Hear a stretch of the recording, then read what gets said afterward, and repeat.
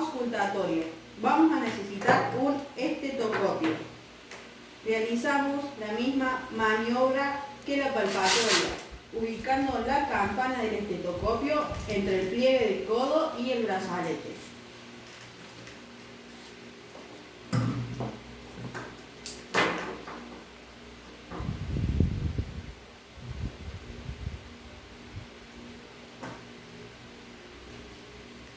Insuflamos hasta no escuchar el pulso.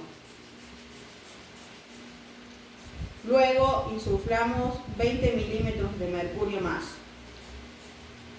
Y en sentido antihorario empezamos a desinflar el brazalete, donde vamos a escuchar por el estetoscopio el primer sonido, que sería la sistólica.